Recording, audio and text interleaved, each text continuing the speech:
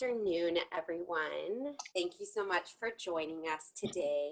My name is Amanda Soroka, and I am the Assistant Curator of Contemporary Art at the Philadelphia Museum of Art.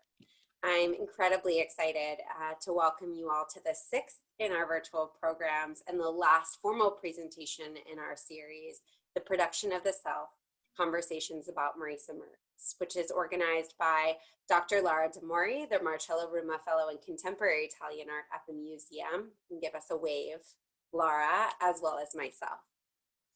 This series features the perspectives of international scholars and curators who address the life and legacy of pioneering artist Marisa Merz, taking place every Wednesday from noon to 1 p.m. This is a series that has been kind of an ongoing discussion in a way, and an ongoing growth into the insight of the work of Marisa Merz.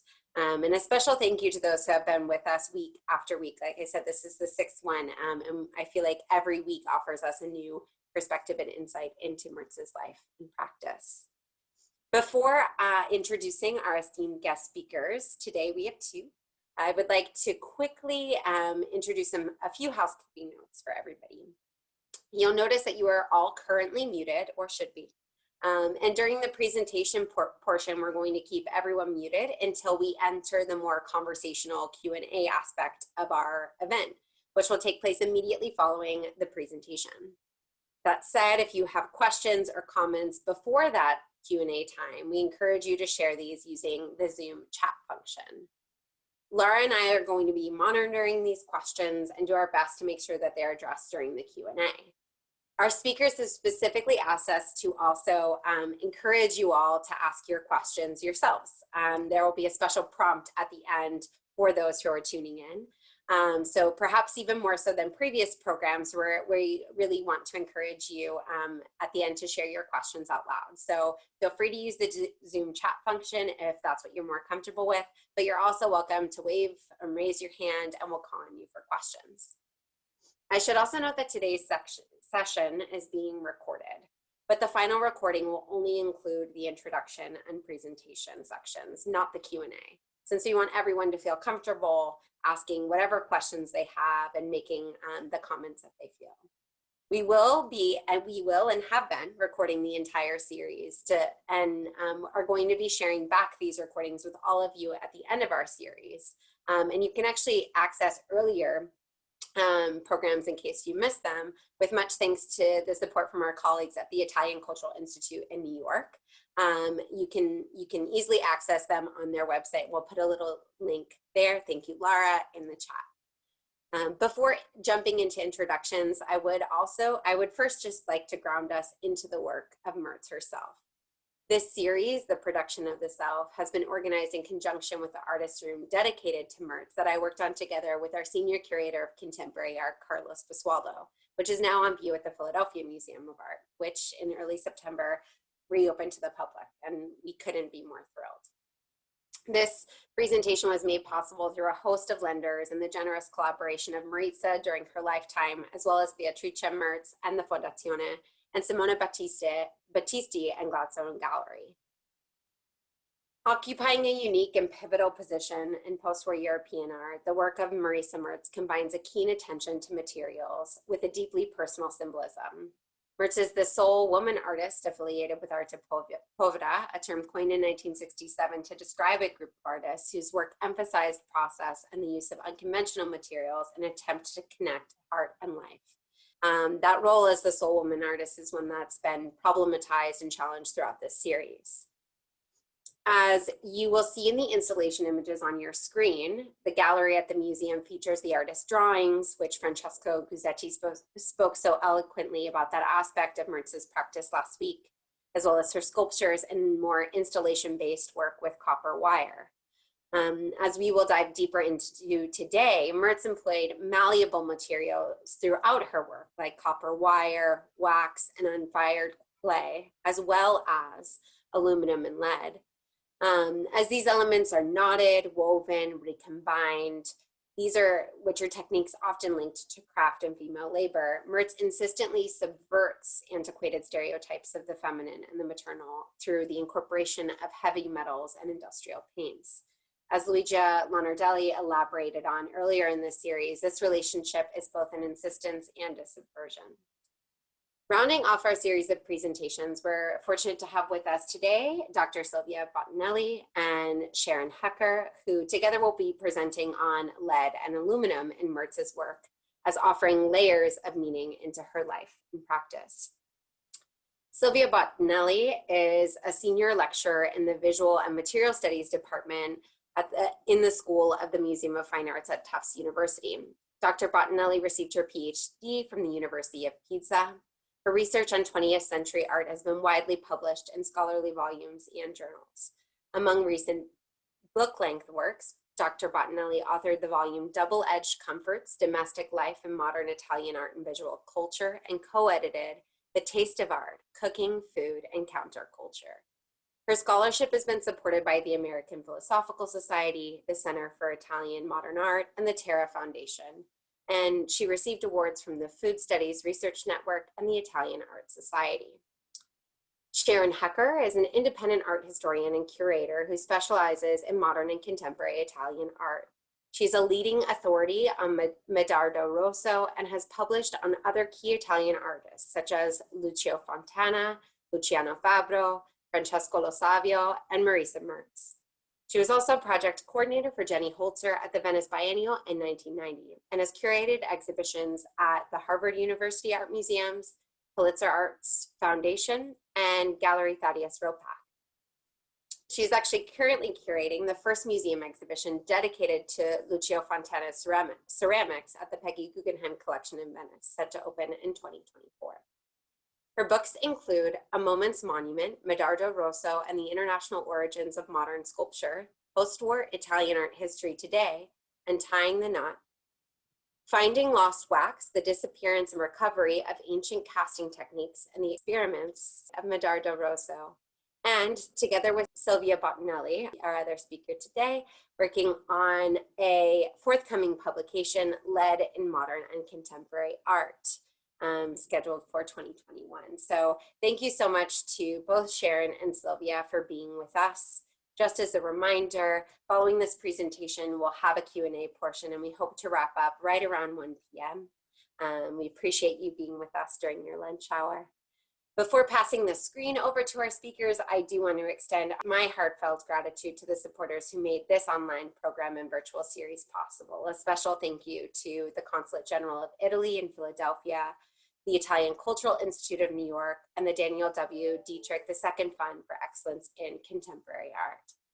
Silvia and Sharon, now over to you. Here we go. Thank you, Amanda, Lara, and thank you, Sharon, for the work that we've been doing together. It's always such a pleasure. So, files of aluminum are coiled into organic shapes.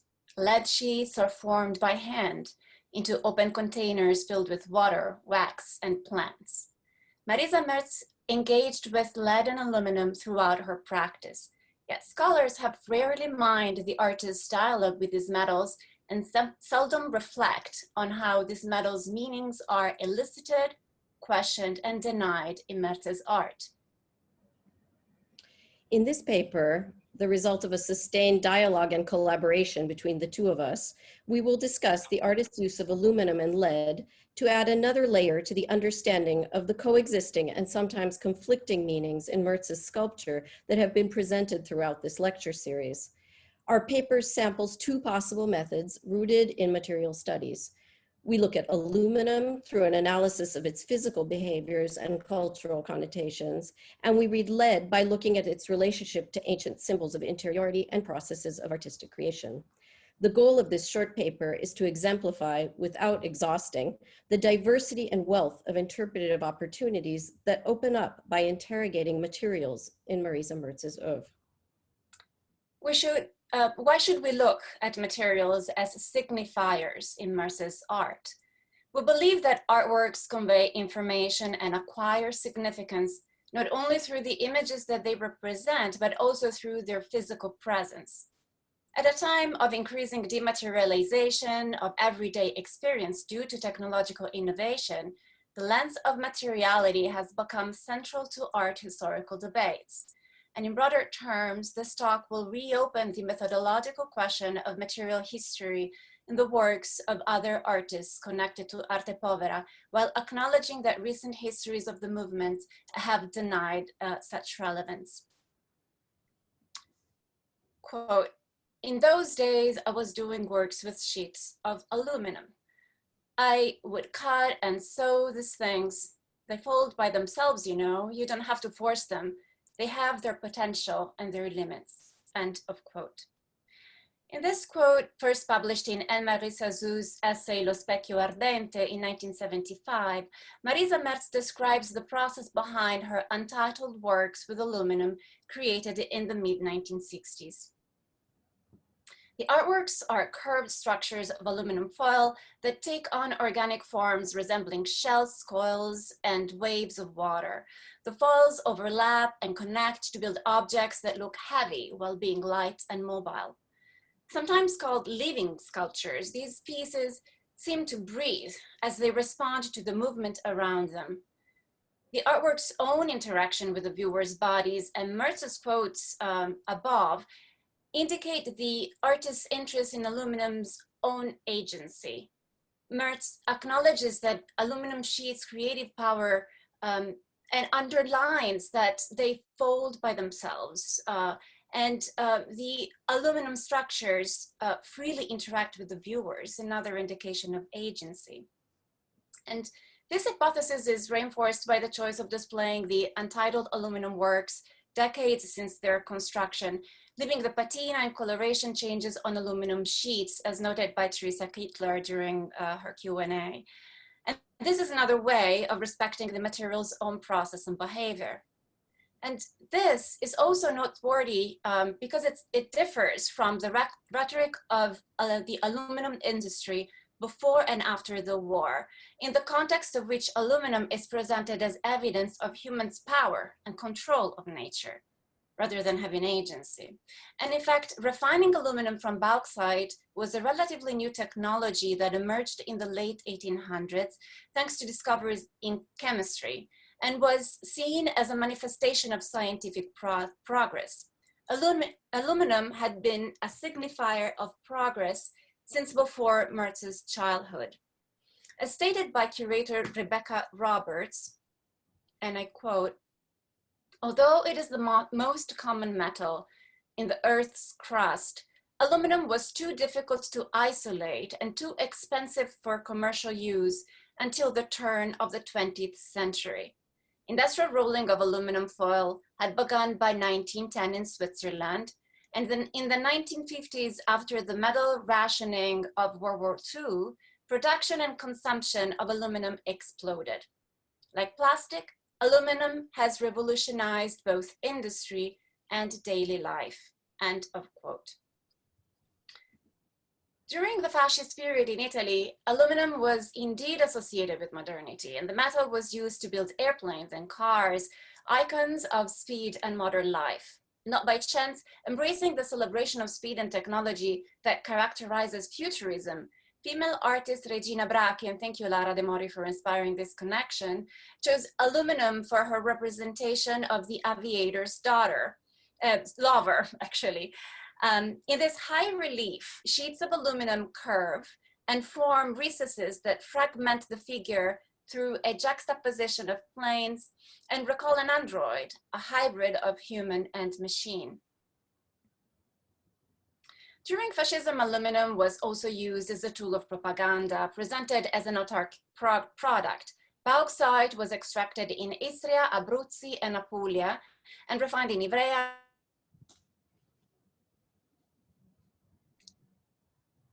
Slide.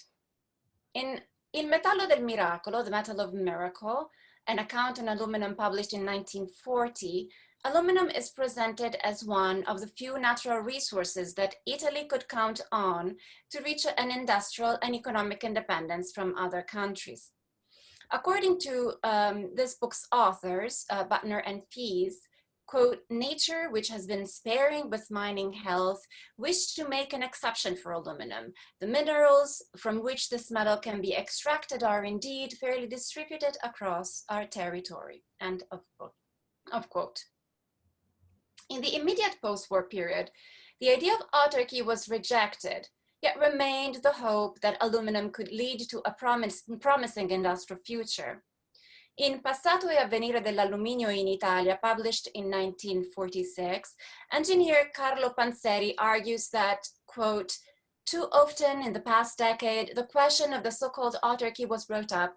Too often this was used to implement, to pass initiatives and projects that were technically and economically wrong, end of quote. Panzeri refers in particular to the investment in war machines that were not sufficiently advanced to justify entering the world conflict. He also suggests that aluminum had the potential for a bright future if more serious management and regulations were put into place. By the late 1950s, in the context of the Italian economic boom, aluminum was indeed instrumental to the growth of Italian industries, producing anything from cars to domestic utensils. In the post-war years, aluminum became commercialized as aluminum foil, the food packaging and conservation product that quickly infiltrated the everyday space of millions of consumers. People started to wrap leftovers in aluminum foil to then preserve them in the refrigerator. And thanks to the availability of such products, there was an apparent improvement in the efficiency of the kitchen.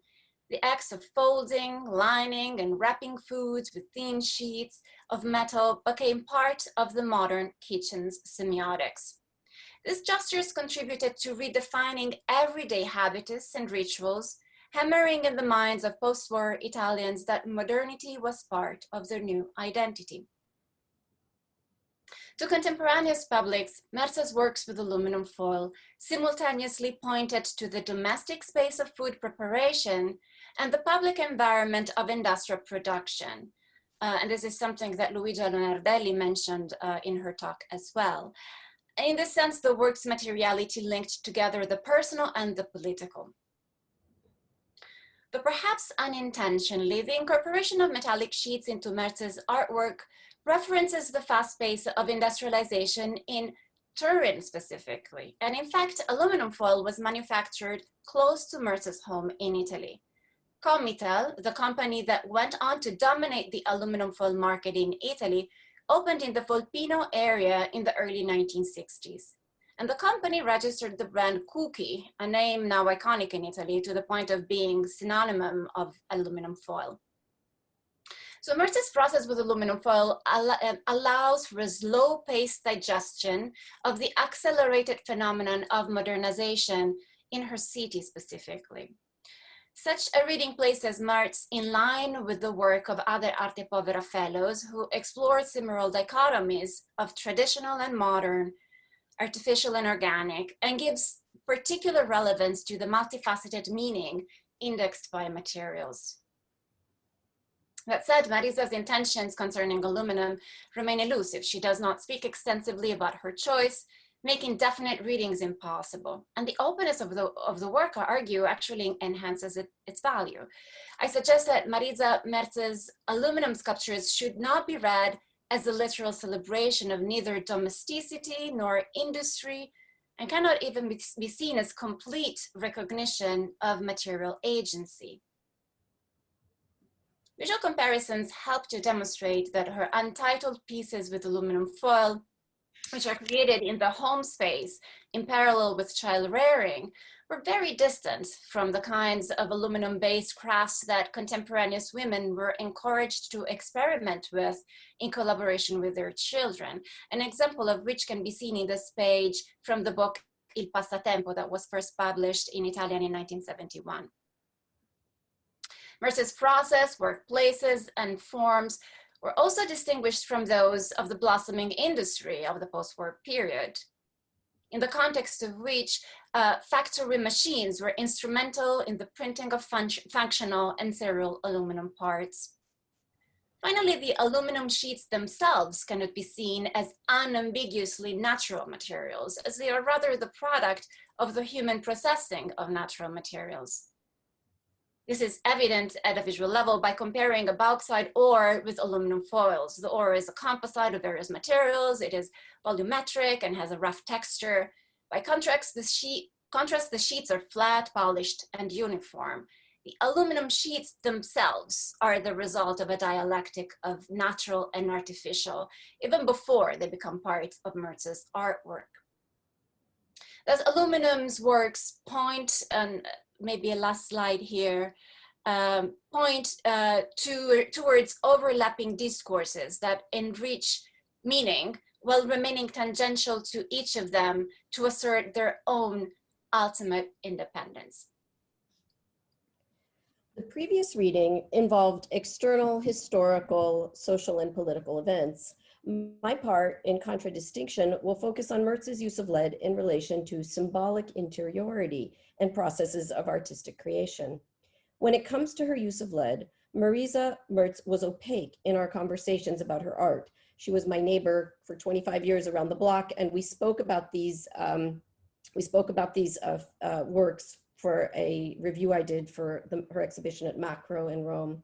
She simply presented her finished artworks, leaving them open to interpretation. In what follows, I'd like to offer one interpretation on lead in her work. A personal recollection of mine could set the tone of being invited when I was quite young to the Mertz's home to read poems by Emily Dickinson in English to them. I could see they were both great admirers of her poetry. I recently found a poem by Dickinson that might resonate here. This is the hour of lead, remembered if outlived, as freezing persons recollect the snow, first chill, then stupor, then the letting go. Within the panoply of materials that Mertz chose for her art, lead is a recurring medium. Many post-war Italian artists use lead, and this is a little teaser for my and Silvia's volume on lead that's coming out very soon. Fabro, here he is with Carla Lonzi in front of his Corona del Loro facsimile and a photo by Ugo Mulas. Zorio in his Letto. Pennone in a very early work where he places lead piombini or weights around a tree to mark the years of his life. Prini, Cunellis, Anselmo, Salvadori, as well as non-Italian artists from Serra to Banglis, Boyce to Kiefer. To my knowledge, Mertz's very particular use of lead, which she always juxtaposes with other materials, has never been discussed in depth in the literature on her. For years, she fashioned thin lead sheets into softly formed yet resilient containers into which she poured liquids such as wax and water, as well as symbolic objects, such as the violin. Studying the historical associations and symbolism of materials in her work can shift the focus from materials per se to the meanings generated when they are placed in relationship to each other, a meaning that she implicitly suggests. In a recent work, Fontana of 2015, Mertz once again formed a small folded lead container, in this case a square, and placed it on the ground. She then filled it with water and equipped it with a motor that kept the liquid moving. Into the fountain, she placed what would look like a generic tumbleweed, but which was identified by the artist as a Rose of Jericho plant. I don't know if you can see it there in the water. It would be easy to understand the use of plants and lead in such a work simply as a return to the diverse raw materials commonly used by Arte Povera artists and the aesthetic connections that they made between them. It might also be easy to write off the linking of lead and the vegetal as a random, arbitrary association. The recurrence of this juxtaposition in Mertz's work, however, suggests that something more meaningful is at stake here. Plants are known as signifiers of the process of natural growth, while lead stands for the opposite properties of stasis, stability, and containment. Traditionally associated with Saturn, and here is Saturn's lead stone from an alchemical text, lead was connected with limits, borders, old age, and death. For this reason, its alchemical symbol was an old man with a wooden leg and a scythe, and it was associated with entombment in ancient Egypt and ancient Rome. Its power to stop motion is mined in metaphors, such as Shakespeare's quip about shooting an arrow that will fly, quote, as swift as lead. True to its chemical weight as a dense element, lead is connected with symbolic heaviness in words such as aplomb, signifying self-possession, and in the Italian expression, andare con I piedi di piombo, walk with leaden feet, which means proceed with caution. I contend, therefore, that the juxtaposition of lead with the vegetal in Mertz's work can be seen as an exploration of two contrasting temporal forces, growth and stopping of motion. Taken together, they suggest a dynamic of artistic creation. The connection between the vegetal and lead as oppositional signifiers of motion and stopping has a long history. The archetypal example is found in the Ovidian myth of Apollo and Daphne. So we move from the anti-Penelope. The story begins with Eros, god of love, punishing Apollo for having boasted about being the better archer by shooting a golden arrow into Apollo's heart, which makes him fall in love with the wood nymph Daphne. Lesser known is that Eros also shoots a lead arrow into Daphne's heart, causing her to be unmoved by Apollo's desire. Apollo pursues Daphne through the forest. On the verge of being captured, Daphne calls out to her father, the river god Peneus, or in other accounts to her mother Earth, to save her. At the moment Apollo catches up and tries to embrace her, she stops, leaden in her tracks, and is turned into a laurel tree. Apollo then worships Daphne through poems of praise and creates for himself a crown from the leaves of the laurel, an evergreen that, like his love, can never decay. At the same time, we cannot escape the fact that this is recounted as a tragic tale for Daphne. Lead's stopping power is the motor for the myth. The lead arrow causes Daphne to be unresponsive to Apollo's desires and eventually to be transformed from human to tree. Essential to the process of metamorphosis, lead has the crucial effect of stopping the action and then transforming human experience into artistic achievement. The Ovidian myth suggests that it is through this stopping that transformation of nature to art becomes possible. Classicist Norman O'Brien contends that Daphne's transformation is a sublimation of nature in order to give eternal voice to the poet, so that lead's stopping power is seen as a way to transform nature into art. Reading Mertz's Fontana through these known historical and symbolic associations of lead and the vegetal can suggest a new interpretation. The iconography of both plant and lead come into play here. The Rose of Jericho lives in the desert and resists drought for months or even years by curling up into a tight tumbleweed-like ball and letting its leaves dry up so that it appears to be dead. As the wind blows the plant around the desert, its fruits remain closed in order to protect the seeds, which lie dormant for years. Through contact with water, the Rose of Jericho can miraculously regenerate. The ball uncurls, leading the fruits to open and the seeds to disperse and germinate. For this reason, the Rose of Jericho is also known as the resurrection plant. The plant's description as a rose connects it to the feminine through the rose's identification with the goddess Aphrodite and with the Virgin Mary. Mary is considered the rose without thorns due to her purity, and from this association derives the creation of the rosary. The Rose of Jericho's apparent barrenness and sudden miraculous opening was seen as symbolic of the miraculous opening of Mary's womb, and thus often displayed at Christmas time. Mertz's insertion of a Rose of Jericho into a container filled with moving amniotic fluid like water can be interpreted as a symbolic gesture.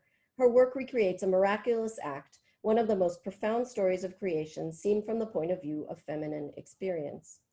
Is it too far-fetched to further intuit in this work an image of the artist's process and self? How can one avoid noting how her own biography, as an artist who had seemed dormant for many decades and rarely exhibited until recently, can be compared to the revitalization of the Rose of Jericho? Ultimately, Fontana allows us to reimagine the archetypal myth of Apollo and Daphne from a feminine viewpoint.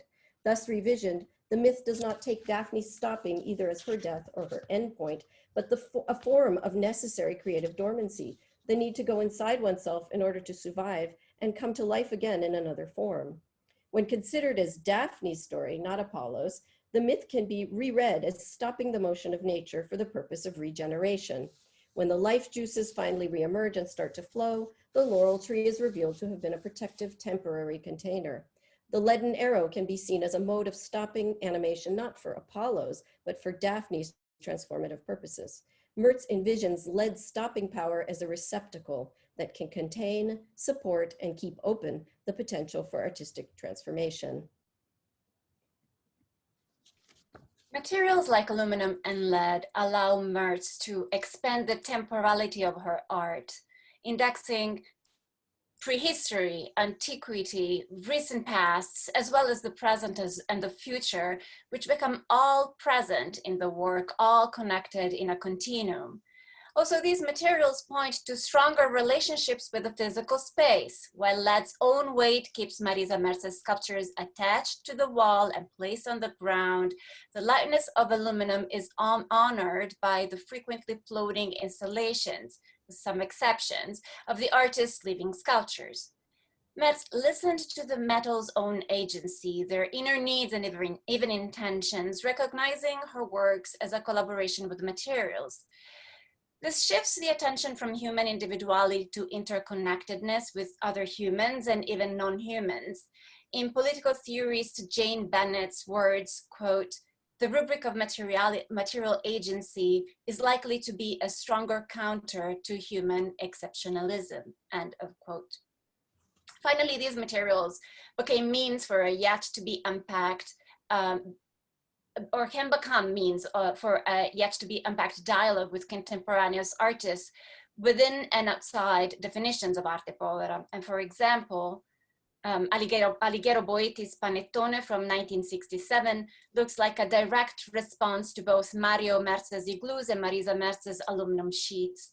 And Giusetta Fioroni's mid-60s Gli Argenti were created with aluminum-based paints, continuing to incorporate the metal in artworks that explored women identities and representation.